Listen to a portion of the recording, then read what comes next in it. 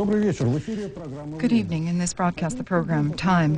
The 11th day after the operation began in Chechnya to disarm unlawful armed formations began today with the statement of the fact that the situation in the Republic has grown tense. In the morning, at the meeting of the members of the Government Security Council and representatives of the President's administration, chaired by the first Vice Premier Oleg Saskovets, the severe escalation of actions by unlawful armed formations was noted. Last night, they took measures in order to fortify their defense of many populous points. When Jihad Dudayev swears that he loves his people and at the same time puts under the path of fire 14 and 15-year-old adolescents, creating suicide regiments out of them, it's difficult to define what the retired general is truly motivated by, hypocrisy or cruelty. The chronicle of combat activities in Grozny as of today, the 21st of December. During the night, units of the internal forces of the Ministry of Internal Affairs of Russia were attacked and fired at several times. Dudayev units are filing into regiments, positioning their tanks, and have placed mines on all the bridges. According to the weekly publication Arguments and Facts, in the arsenal of Chechen forces there are around 60 tanks, T-72 and T-62 models, and the same number of combat transport vehicles and up to 150 artillery systems and shell launchers. Chechen gunmen are using Afghanistan tactics, onslaught, retreat, the methods of guerrilla warfare. The gunmen are setting up combat technology in the backyards of peaceful residents. Correspondents of Viktor Tass report about heavy combat in the populous point Dalinsky. Among the Russian military servicemen, there are casualties. According to news from units of the internal forces of the Ministry of Internal Affairs and the Ministry of Defense of Russia, deployed in the west, north, and east, as well as northwest fringes of Grozny, Dudayev gunmen are shifting concentration from the center of the city toward the fringe areas. From the direction of the Tersk mountain ridge, after lengthy clashes, one more fortified group of Russian forces has drawn closer to Grozny. In the Cossack village Asinovskaya, an armed group of Dudayev supporters is in combat. The machine gun installations were set up by the gunmen in a nursery. In the Cossack village, up to 2,000 Russians are being held hostage. In the Shalinsky region, mercenaries from Afghanistan and Pakistan are forming regiments. The ultranationalists from Azerbaijan and Ukraine have located themselves in Grozny as well.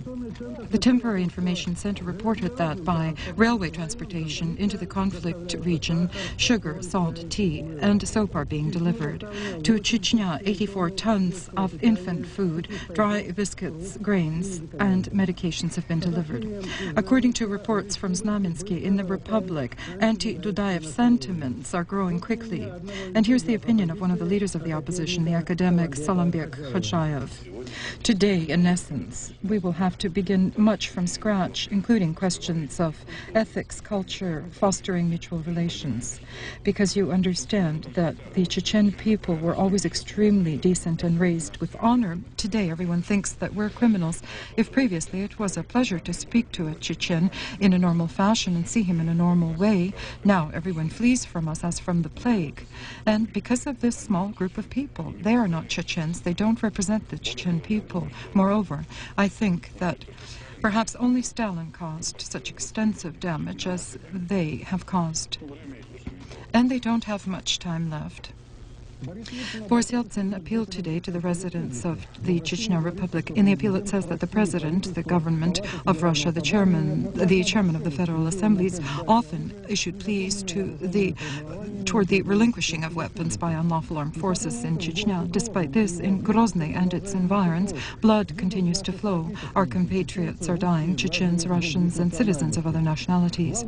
The main objective of the federal authorities is to normalize life and restore lawfulness and law and order in Chechnya.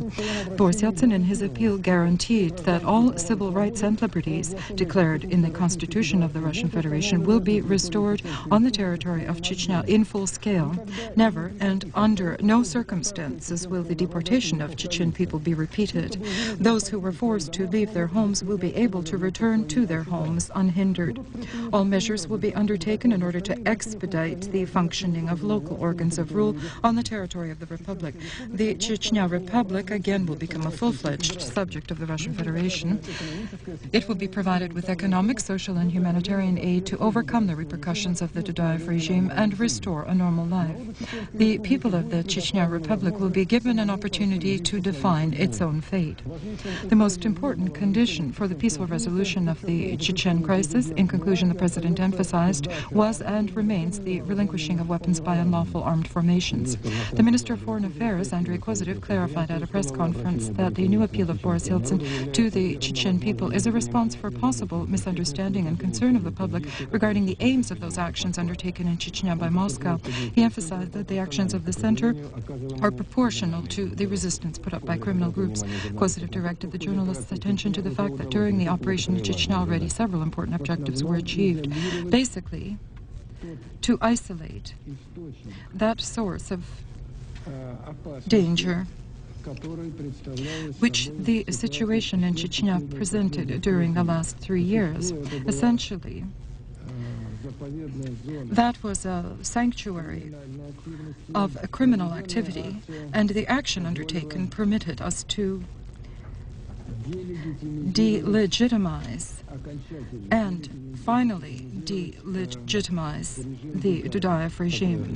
This conclusion, in the opinion of Andrei Kozyrev, can be made on the basis of evidence found on the site of the absence of support for the regime among the population. The progress of compliance with the decree of the President on measures to strengthen law and order in the Northern Caucasus was discussed by Boris Yeltsin in his suburban residence with the Ministers of Internal Affairs, Viktor Yerin, and Defense, Pavel Grachov. As the press service of the head of state reported, Boris Yeltsin gave ministers the instructions regarding the unwavering restoration of the entire degree of the functioning of the Russian Constitution on the territory of Chechnya. I once again, when the last time I was in the area, was convinced that the use of force was a forced measure in that situation, and probably the only measure enabling us to stop the flood of violence in the Republic. In 3 years, while separating from Russia, Chechnya has become a completely criminalized zone, which lives through theft, contraband, illegal weapons, and narcotics trade. Here, groups of terrorists underwent training who this year perpetrated the hostage seizings in mineral waters. This was stated by the Minister of Internal Affairs of Russia, Viktor Yerin, at the Ministry of Internal Affairs panel meeting. He said these rigid measures were indispensable to prevent the bloody retributions among criminal groups. The Russian government in Chechnya defends democracy. With these words, the press conference began in the informational center of the government of the Deputy Chairman of the Committee on Constitutional Legislation of the Federative Council, Anatoly Fedoseev. Touching on the question, is Chechnya a part of Russia or not? Is the current regime in Grozny lawful or not? He read the following document.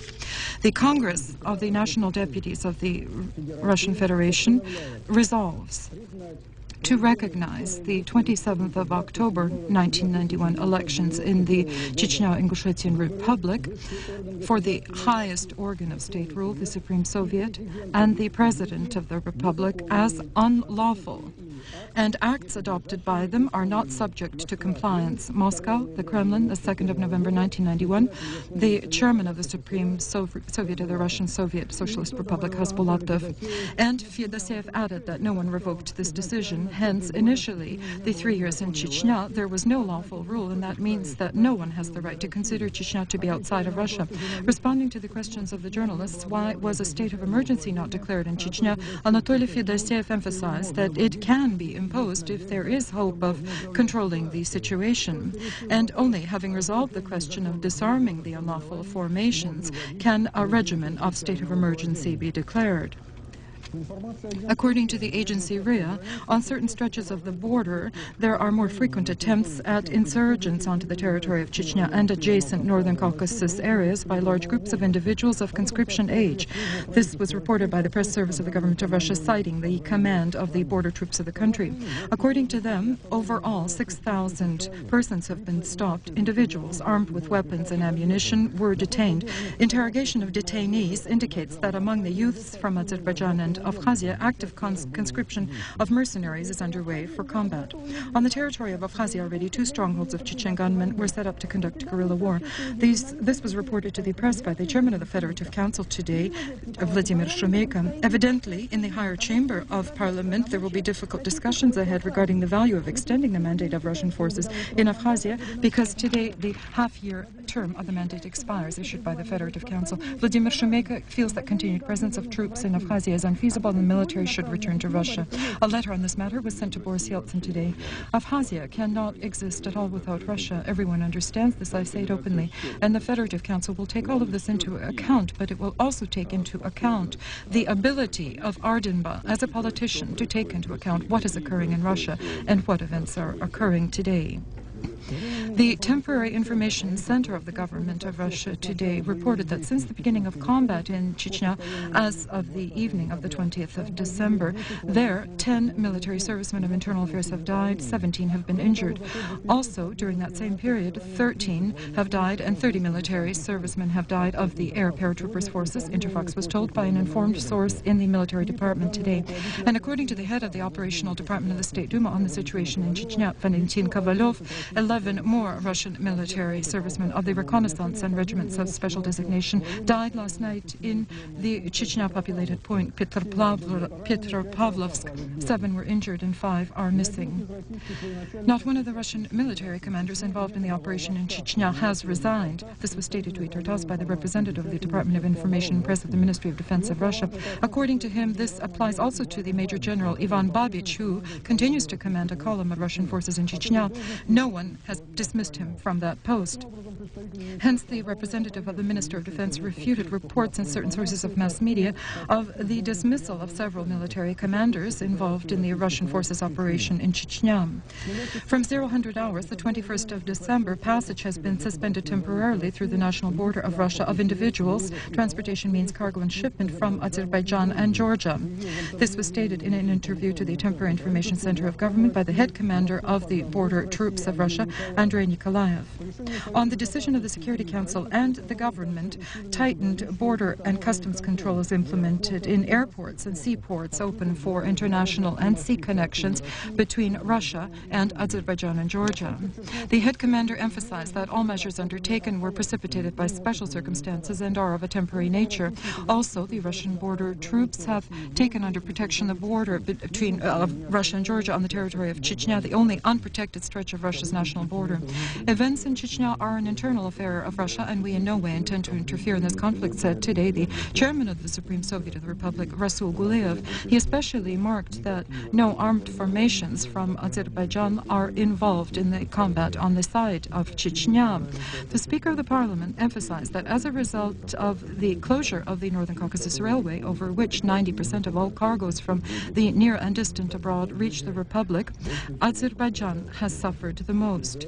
Because of this, the loss to the Azerbaijani economy will be more than $200 million. Therefore, Azerbaijan always needs that its relationship with its neighbor, its enormous neighbor, such as the Russian Federation, should be good, normal relations without any conflict situations.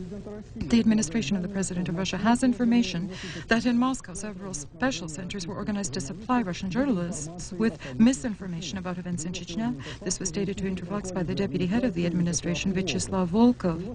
According to him, these centers have already launched through television and certain newspapers reports about the events in Chechnya which distort the situation. And on the basis of such disinformation, certain articles were published with an anti-Russian direction, says Volkov.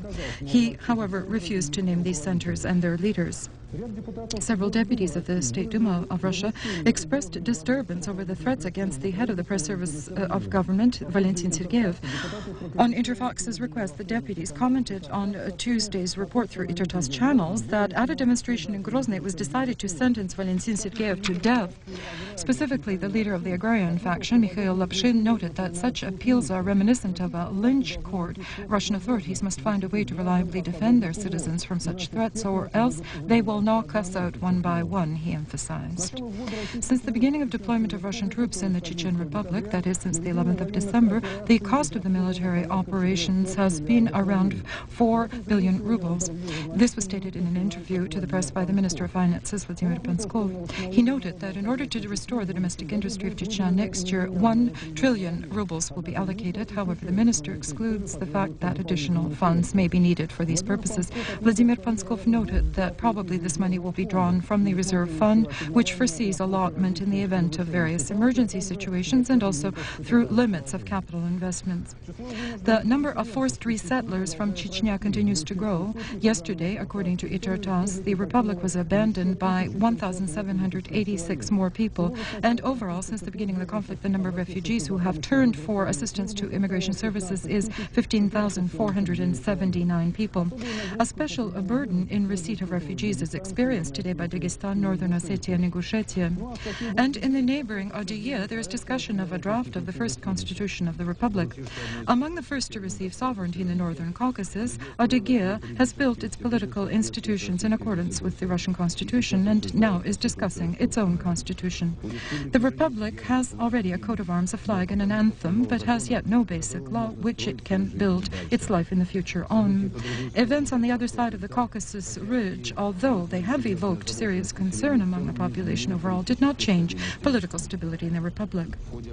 During discussion of the basic law, tens of thousands of people expressed their opinions. Congresses of Slavs and indigenous populations of the republic were held. The general opinion is that only precise, clear, basic laws in compliance with the Russian law can guarantee stability and peace in the region, which is inhabited by representatives of almost 100 nationalities.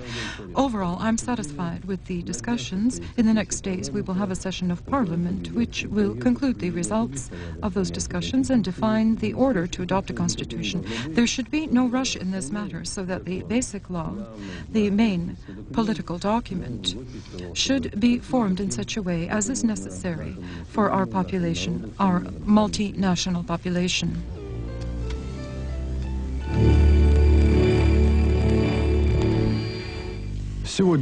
Today, the State Duma declined by a majority vote the draft budget for 1995. Almost 1 month has passed after officially submitting the document to the Duma and also the work of the Conciliatory Commission. Of course, such a budget in this complicated situation will not satisfy everyone. That's just impossible. But some progress in the work of the government and Duma has been achieved, in my opinion. To vote for the draft were representatives of the factions of the agrarians and the LDPR, but only in exchange for their demands being met. An extremely negative position toward the concept of the budget was expressed by the chairman of the Committee on Economic Policies, Sergei Glaziev. On behalf of his faction, the DPR, he suggested an alternative draft to the prognosis and basic characteristics of the budget. During debates, deputies became so engrossed in separate figures and postures that they forgot the subject of discussion, that is, the overall concept of the draft.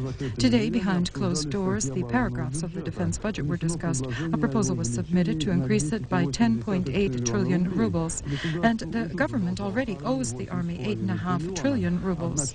Some of the deputies spoke in support of the army. Others feel that the increases will be justified only in the event if funds are directed toward decreasing the armed forces and conversion of the defense industry. The volume of manufacturing at plants of the State Committee of Defense Sectors of Industry, according to the 11 months of this year, has fallen compared to the same period last year by 40.1%, which is 2 times higher than the average indicator for Russian industry overall. Regarding civilian products, the volume of its yield at plants of the State Committee of Defense Industry has decreased also by almost 40%. During the times of old, the plant in the name Kalinin, this is one of the major defense plants of Petersburg, was always saved by the domestic consumer goods. So it was in the days of the war, then when charges for the Katyushas were produced here and sent to the front, and to the stores record players, and in peaceful times when the army was supplied with various armaments and regular citizens with electric shavers and small appliances. These items are, of course, needed in daily life, but primitive on the backdrop of an enormous scientific manufacturing potential of the staff. Meanwhile, here they're prepared to supply our physicians with such complicated and necessary devices such as extrapolating diagnostic computers or endoscopic laser devices. All of these programs, according to the General Director Alexander Zakharov, were endorsed by the Ministry of the Economy. The only catch is the problem with discount credits, and they, for now, are not being allotted.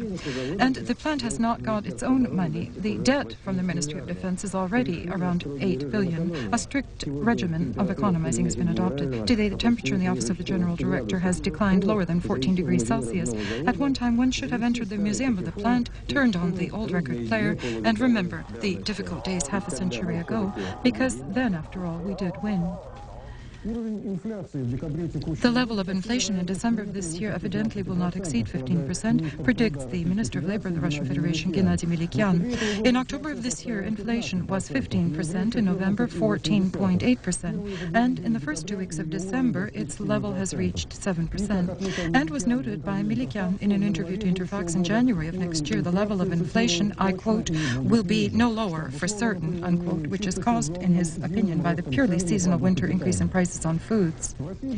In Russia, there is no longer a danger of an economic catastrophe. The level of stabilization is beginning, and the enlivening of the economy. This was stated today by the first Vice Premier, Alexis Kavets, at a meeting of the heads of the Ministry of Transportation and Communications. According to Alexis Kavets, now the basic problem is the structural crisis, which is manifested in various degrees of decline of manufacturing in various sectors.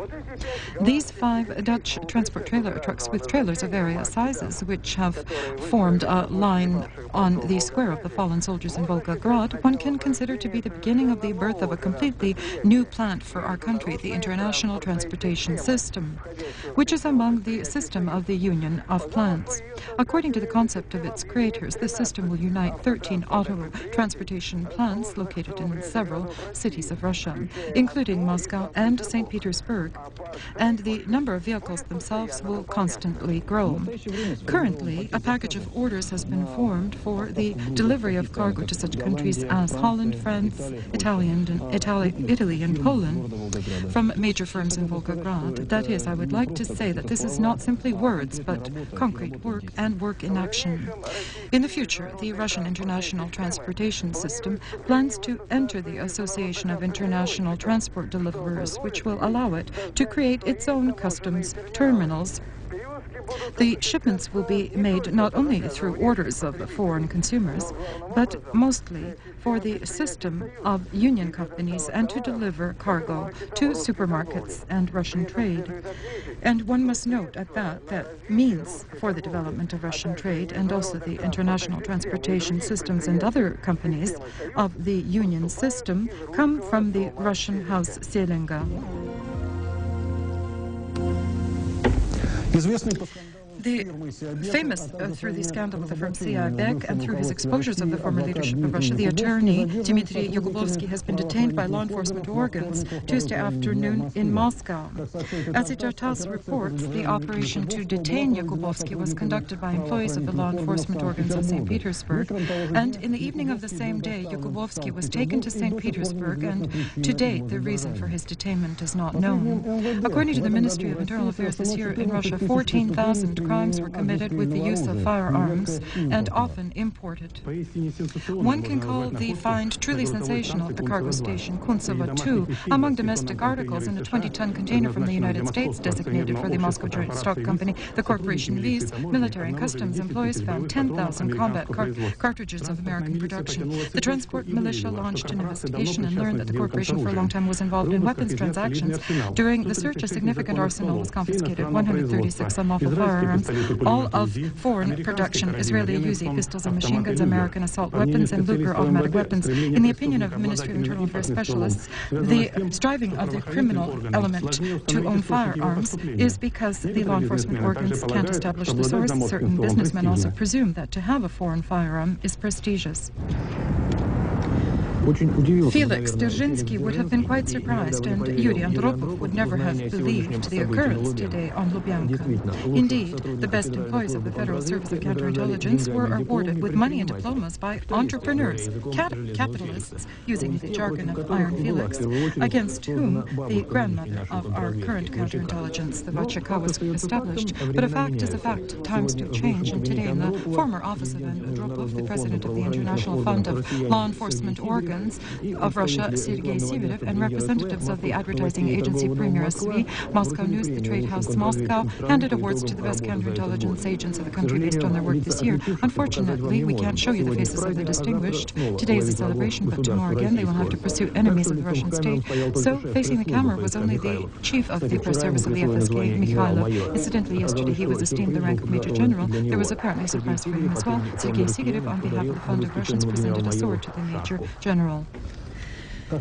As we've already reported, employees of the Petersburg department of the FSK have found most valuable manuscripts stolen from the Russian National Library. A little more than a week ago, Petersburg was literally shaken by news of the theft of unique publications from the Russian National Library. The loot of the unknown criminals were 90 of the most valuable manuscript texts. The earliest date back to the 8th century, later ones back to the 18th century. Only a few days was necessary for employees of the Petersburg counterintelligence department to expose the thieves.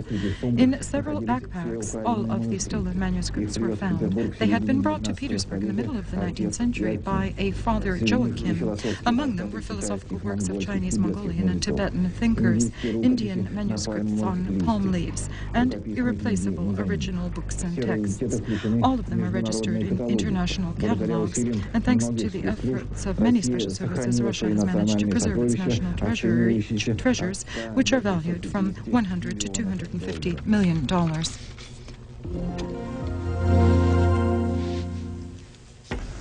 The chairman of the government of Russia, Viktor Chernomyrdin, will begin his official visit to India on the 22nd of December. This was stated to a correspondent of Viktor Tass in the press service of the government. Initially, it was planned that the head of the Russian government would lead to Delhi this morning. However, on Tuesday, Viktor Chernomyrdin flew to Orenburg because of the death of his oldest brother, Alexander Chernomyrdin.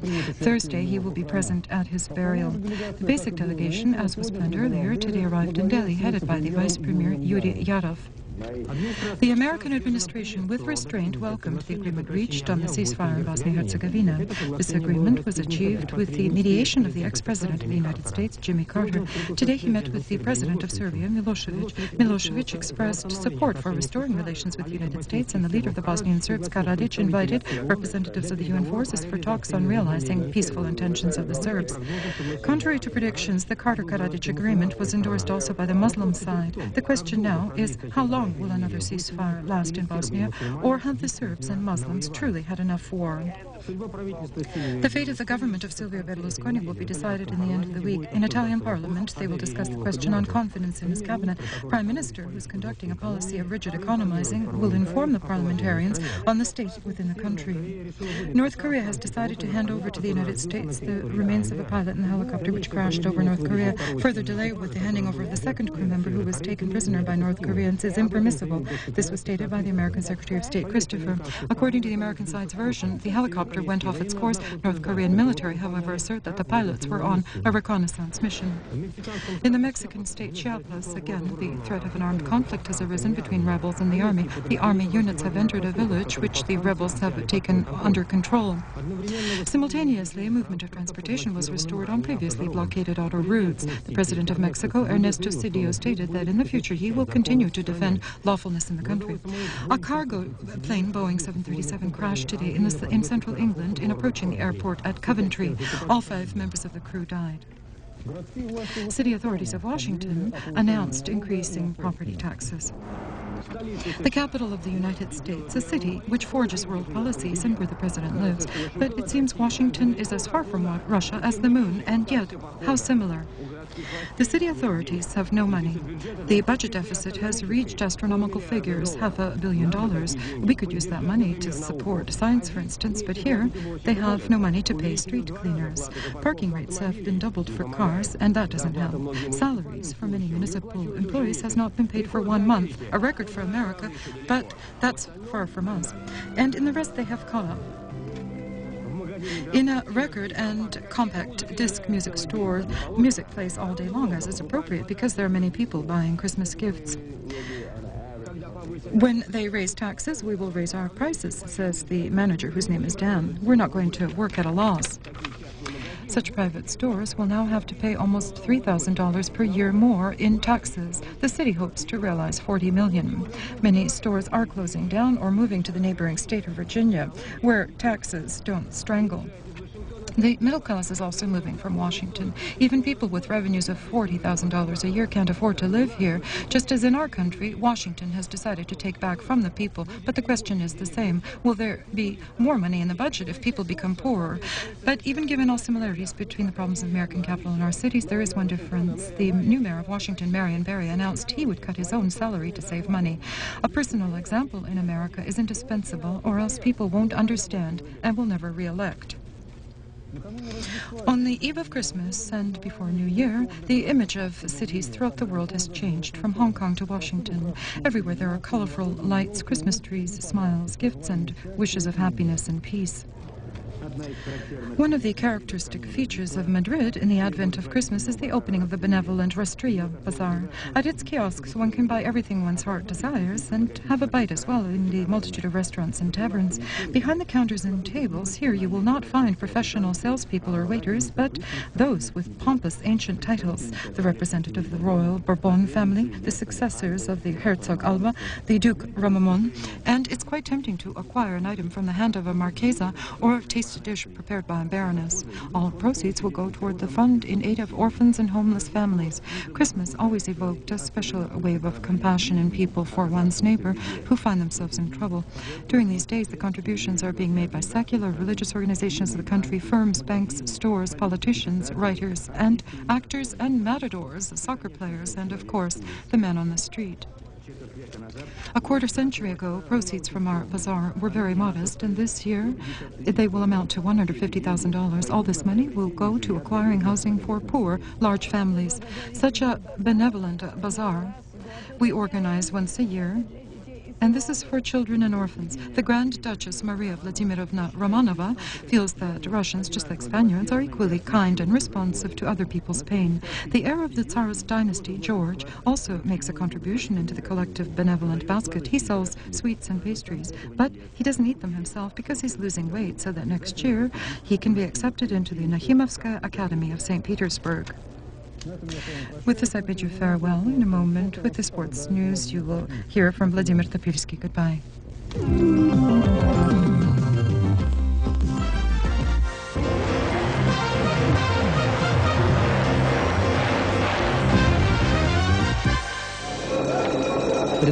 Pre-New Year victory finish. Our marvelous skiers Elena Velbe and Nina Gavriluk showed the same time at the competitions in Italy. Good evening. This was the third level of the World Cup, which occurred in the Alpines, and the fourth level will be held on the 7th and 8th of January in Kalgalva, here at home. The masters of the Alpine Carousel know no rest. In perfect form is the Olympic champion, the Italian Alberto Tombo. On the slopes of the Austrian Lichon, he's already held his fourth victory of the season in the slalom. Tombo's advantage in the overall tally is impressive. Behind him is the Austrian von Grungen with 156 fewer points. In the advent of Christmas, the International Federation of Soccer has announced its qualification of the best teams. In first place, as is appropriate, is the world champion, the Brazilian team. The Russian team is in 13th position, having made one step forward compared to last year. And in Moscow, the presentation of a new television radio program, The History of Russian Sport. In January, a special broadcast will be aired telling about its heroes. Novosport, Radio Mayak, and ROX are the main organizers of these broadcasts. Ivan Lendl, the great tennis player of our times, is leaving. In his entire career in Australia, he won twice, 3 times at Roland Garros, 2 times at Flushing Meadows, and only the grass of the All-English Tennis Club did not submit to him. And today, for a long time, the Swedish tennis player Stefan Edberg and his English trainer Picard have decided to part. The men didn't argue, but simply, according to Edberg, it was time to go our own ways, and this you won't see very often. During an amateur match in the United States, the player of one of the teams conquered the basket of his rival from his own back line. I think that here the NBA scouts won't be left without work.